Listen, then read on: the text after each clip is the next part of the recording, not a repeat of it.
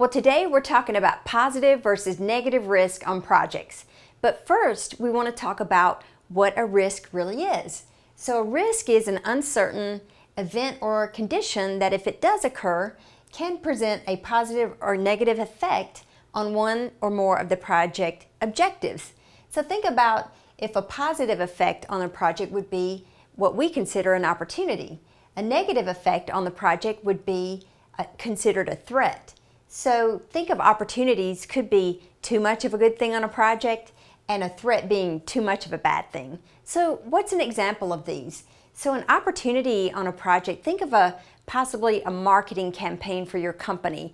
So you do a marketing campaign and the campaign ends up being more successful than the project had planned for. So you have to ask questions like, what happens if we get more customers, more subscribers? What happens if we increase the demand, and how are we going to handle that? Do we have the logistics in the place for the shipping?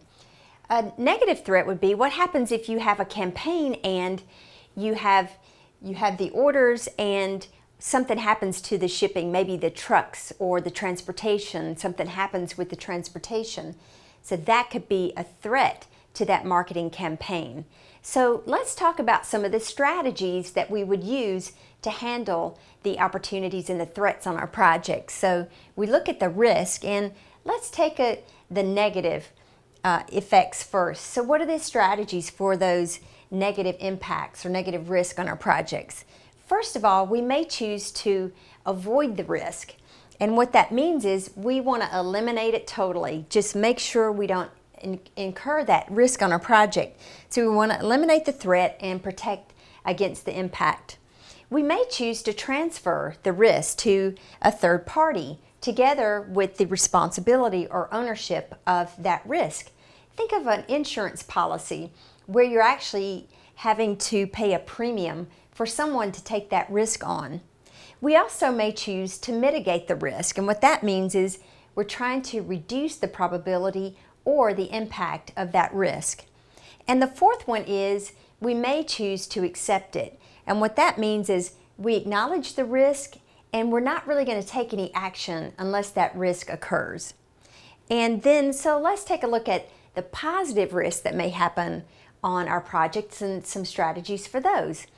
And first of all, we may choose to exploit that risk, meaning we want to ensure the opportunity is realized. If it happens, we're going to seize the moment. We may choose to enhance it, meaning we want to increase the probability and the impact of the opportunity. We may choose to share it, and in this case, for the positive risk, when we share, means we allocate some of the ownership and responsibility to a third party.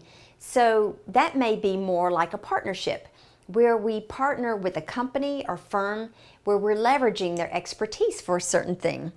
And then the fourth one is we may choose to accept that risk, meaning we're willing to take advantage of the risk if it occurs, but we're not going to actually pursue it otherwise. So this is the difference between the positive and negative risk on projects and some of the strategies. So if you need a tool that can help you with your positive and negative risk, then sign up for our software now at projectmanager.com.